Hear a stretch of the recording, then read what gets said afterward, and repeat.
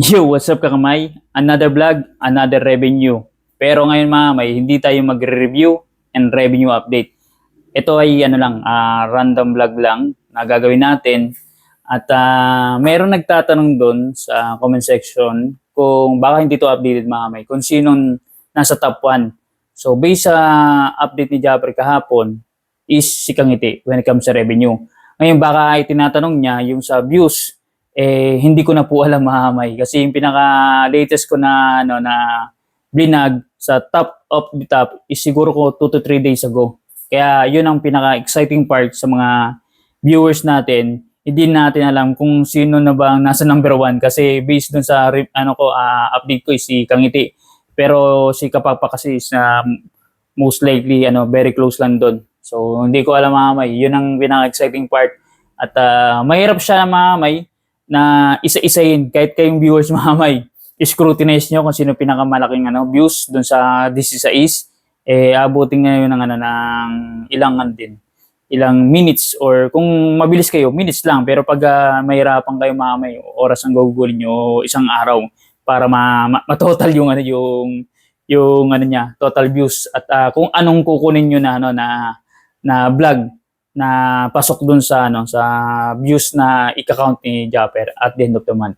So kaya good luck at siguro ko kasi since nasa mid na rin siguro isa pang pasilip sa top of the top pero hindi muna ngayon. Pagkatapos ng mamay si Japper na mag-update sa inyo. Para at least yung remaining days mamay ma-excite kayo sa part na yun kung sino man mag-advance next month para sa top pinaka-top sa views dito sa Team Amihan. Kaya kaabang-abang yan mga kamay. Inaabangan niya ng karamihan.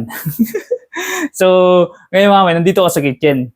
Kaya ako dito nag-vlog kasi syempre gagawa na tayo ng nagpe-prepare na tayo ng dinner, ng hapunan at tayo ay general sa kusina. Kumbaga, chef cook. Nasa trabaho si Mrs. At alam niyo naman mga kamay, sa tulad namin nagkakaedad na siguro marami makaka-release sa amin na may mas edad sa amin sinusubukan namin mag-diet nagre-reduce kami ng rice lalo na si Mrs. Tapos syempre nagba-vitamins na rin kahit pa paano na hindi namin nagagawa dati so kumbaga health is wealth unahin muna natin ang sarili natin para magawa natin mga bagay-bagay or mga plano natin sa buhay so para maiwasan natin magkasakit kahit pa paano di ba. So, yun mga kamay. Tsaka, ito ang latest at napapanahon. So, yung tungkol sa corruption, di ba? Talagang makikita nyo sa TV, sa social media, basta sa iba't ibang social media platforms, makikita nyo yung topic regarding sa corruption, sa mga hearing, sa mga live stream, sa mga iba't ibang social, kumbaga, sa mga media companies, may makikita nyo yung nangyayari. So ako, marami ako nakikita mga content creators, rappers, mga songwriters, mga kamay na nagpapahayag ng pagkadismaya. Nagsusulat sila ng lyrics, kinakanta nila. Tapos may iba nga, mga kamay, nagkakaroon pa ng pa-challenge. At ang iba, nagra-rap.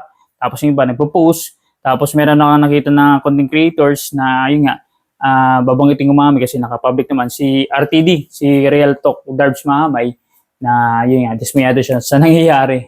So, kumbaga, ngayon lang kasi yan pumutok. Sa totoo lang. Diba? Ngayon lang kasi, syempre, may nadadamay na, pang malaki na ang damayan. Pero mamay, ako, hindi pa ako nag-exist dito sa mundo mamay. Meron na yan. Talagang hindi na nawawala. At hindi siya mawawala, actually. Kasi bakit mamay? Kasi mismo nagmumula ng pinagmumula ng katiwalayan mamay mismong nakaupo or nasa gobyerno. Alam niyo mamay. Tapos meron pa nagsasabi doon na palitan ganito nga mga trapo, palitan mga government official na tiwali mamay. Ang tanong ko doon, sino papalit mamay na bago? Yung bago na may sincerity para sa Pilipinas? Nagagawin niya yung trabaho niya or bagong magnanakaw para payamanin niya ang sarili niya. So, yun ang tanong mga kamay. Kasi mga kamay, sa totoo lang, Yung mga nakaupo dyan, government officials, mga headman yan, or mga politician mamay, kung talagang sincere yan sa, sa bansang Pilipinas, at gusto nila mabago or umunlad ang bansa mamay, magmumula yan sa kanila mismo. Hindi sa taong bayan, mamay na magdidikta sa kanila. So, kumbaga, syempre, individual, ba't ka tatakbo? Public servant, magkaroon magbigay ng serbisyo na maayos sa mamayan Pilipino sa bansa. Kaso lang mamay, hindi na ganoon nangyayari mamay. So, makikita mamay, kasalanan din naman natin mamay. Kasi binigyan natin sila ng chance na maupo dyan, na alam naman natin mamay na wala naman yan gagawin na maayos, maganda mamay. Kumbaga, uunahin nila yung sarili lang busa kaysa sa mga mamayan Pilipino. So, tatakbo ba yan mamay for public service? Maybe yes, pero hindi sa lahat ng oras mamay. So, kung tingin nyo mamay, nagkakaroon ng improvement sa Pilipinas, sa tingin ko mamay, wala. Kasi ako man din mamay, nakakaranas ako ng ganyan. So, sa job employment pala mamay, marami unemployed. Kasama na ako dumamay kasi, syempre, naririnig ko at nababanggit ko mamay sa live stream, overage, overqualified. Alam mo yun, may mga tayo, government agency or department dito na dapat mag-regulate ng ganyan, magbigay ng proseso sa mga companies na walang gano'n na polisiya pagdating dito sa mga mamamayang Pilipino. Kaya marami mamamayan na nag-abroad kasi diyan sa mga sistemang bulok na ginagawa nila mamay. Isa na 'yan. Tapos ngayon yung talaga pinaka-init talaga sa diyan sa social media dito sa Pilipinas, mamay, individual age, di ba? So matagal na 'yung nangyayari. Ngayon lang talaga sobrang pumutok at marami na nadamay mamay ng mga politiko. So, kumbaga, bulok na yung mamay. Nabanggit ko na sa live stream, meron nga ako nakita dyan mamay. Sa totoo lang, buti ngayon, naayos na. Dati nung dumadaan ako doon is talagang harap mismo ng opisina ng DPWH mamay, may lubak-lubak. So, kung ako mamay head doon, hindi ko hayaan ng ganun. Kahit na simpleng lubak lang, babadgetan ko yan mamay para maayos lang. Para, syempre, mamay, nasa ahensya ka ng DPWH, tapos yung tapat mo, yung parang bakuran mo, isira-sirang daan. Paano ka papaniwalaan ng tao mamay na magagawa mo sa ibang lugar kung mismo sa tapat mo hindi mo kayang gawin, di ba? Kaya nung nakita ko medyo siguro napag-isip-isip or nadala lang siguro ng project kasi yung iba kasing lugar doon is nireklamo na talagang residente, mamay. Talagang nakakasira ng sasakyan na dumadaan kasi grabe mamay sa totoo lang sa inyo. Grabe yung lubak, mamay. Sirang-sira na talaga, butas-butas. Tsaka hindi ko lang mawari may isip mamay na pinaplano yan, di ba? Dapat nakikita nila yung ng ground. Kung saan mababa, alam mo yun, kung saan malambot, saan papatigasin, alam mo yun mamay. Kaya nagkakaroon ng parang baha mamay kasi yung proper drainage mamay, hindi nila magawa-gawa. Diba? Nandun sa pinaka nagtatambak yung tubig sa kalsada kasi walang drainage. Kasi nagsusurvey pa yung mamay, di ba? Sinisilip sa teleskopyo. Diba? Tapos hindi nila nagagawa may maayos mamay. So doon pa lang makikita niyo. Tapos meron pa akong nakikita dyan na iba't ibang materyales ang nilalagay sa kalsada. Magkakaiba, hindi siya uniform. So kumbaga doon pa lang mga sa ahensya na yun, sila mismo magdidikta kung anong equipment o materyales ang gagamitin dun sa Hindi pwedeng iba-iba na ngayon, ang flavor, vanilla, bukas, chocolate, kinabukasan, may strawberry. Hindi ganun, dapat ng kalsada. Ang iba nakakita ko naman, parang sungka na. Alam mo, pag nagdadaan ka, may lubak, butas-butas. So, kumbaga, ang nangyayari is, yung mga daan ng may ampaw. So, kaya ako minsan,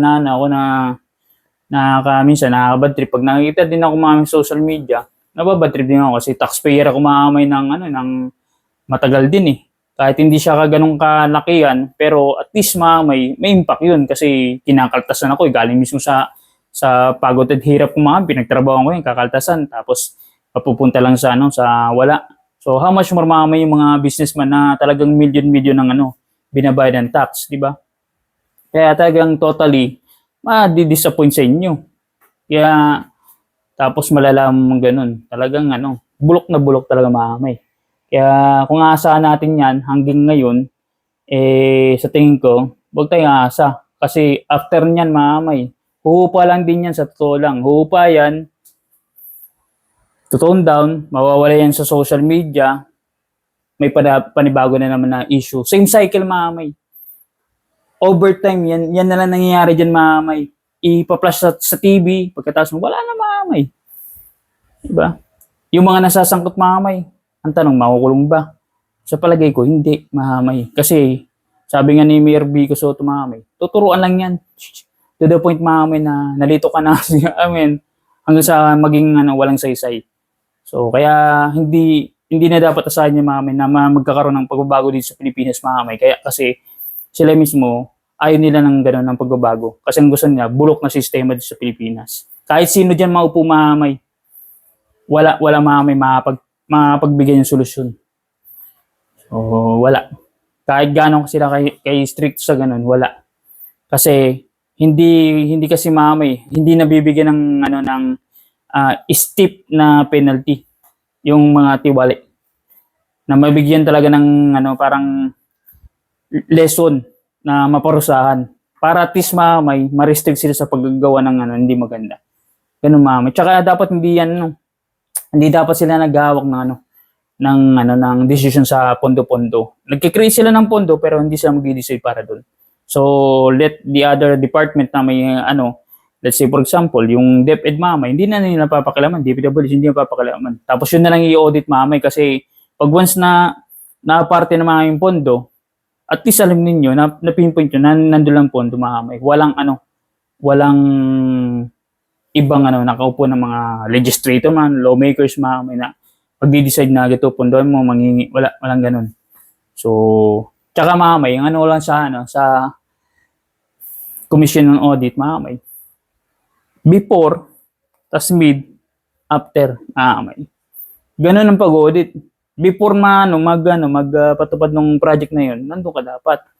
Kung kulang kayo ng tao, di pondohan nyo. Yun ang hinihiling nyo sa gobyerno. Kung nakukulangan kayo sa tao, mag-hire kayo ng mga auditors para i-check. Pero iwasan yung yung baka sulang kayo. Wala din. Dito kasi bulok na bulok sa sistema. Pag nakakita na ng hindi ko na lahat Pag nakakita ng alam mo yung bloke-bloke ng pera silaw na. Diba? Lalo yung mga nakaupo, silaw na Kaya, papasok sa ating na bad trip tayo. Diba? Sa pinagagawa nila. Pagkatapos may boto. Yung kasalanan din naman natin Nagboto tayo ng mga alam natin na wala na mga kwenta Tsaka kailangan repasuhin or i-revise yung saligang batas, Pag once na na-convict ka, nakasuwang ka bawal ka nang tumakbo.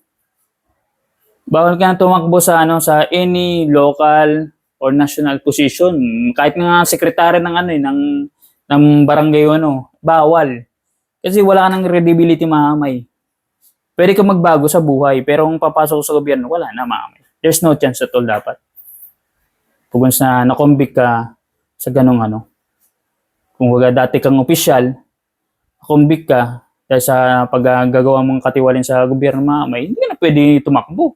Kaso lang ang nangyayari dito sa Pilipinas, wala Pwede pa rin, nakakulong na, nakalaya, takbo pa rin tapos binuboto pa rin na manipula. Mga machine. Sa totoo lang kung wala lang galit-galit dyan kung tutuusin lang. Walang kasi dyan nagkakaroon ng sindikato, yung banta-banta ba? Yung Hindi mo ako pinanalo, ito ganyan. Yun ang ano. Wala. Sa gandang buto ang mga may mga, ano, mga ganyang politiko mga may na ay ang walang ano, ginawa may ano, angelic face mga may sa social media, sa public, pero ang ugali mga may malademonyo pag wala na, opcom. Grabe yung mga galawan. Masarap nga dyan mga may, sa totoo lang. Yung tatakbo ka, no? Naupo ka. Dapat ganito mga may. May ano, may 24 hours mga may na ano. Para monitor ang ginagawa at sinasabi mga may pinaplano. O, hindi siya makakadali mga may. Kasi 24 hours mga may. Hindi ko lang 1,000 yun. Ba? Wiretapping ba? Parang kasi lang, wala mga may. Nagkaroon ng ano yung parang secrecy law. Alam mo yun? Mauutak eh. Sila lang din ang mga may gumagawa ng katiwalaan. Sila din ang gumagawa ng batas. Ginagawa nilang batas mga may is talagang inuuna nila na applicable sa kanila. Alam mo yun? Yung mga data secrecy, yung alam mo yun. Diyos ko po. Ay, nako, bansang Pilipinas. Tapos na mga may, di ba, merong magrarally yata o magpoprotesta. So, sana lang mga may, walang violence. Yun lang may nabanggit ni Makagago sa kanyang vlog.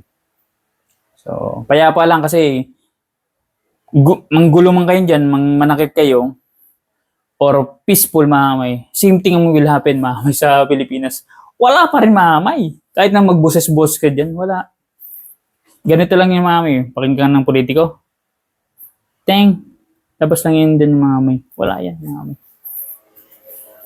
Ano yan? Immune. Immune mga may. Kapal mukha niya na. Sobrang kapal na. Wag na kayo asa sa bansang Pilipinas na magbabago. Ganyan na yung mga may. Overtime, ganyan niya. Dekada na. Wala nang pagbabago yan. Don't expect anything. Kumbaga, ang pagiging successful dito sa buhay mga may, wag na nating iasa dyan sa mga politiko mga may sa gobyerno. Baka tayo lang din naman yung gagawa niyan eh. ng pag-asenso sa buhay, hindi sila. Ay nako, bansang Pilipinas, kawawa.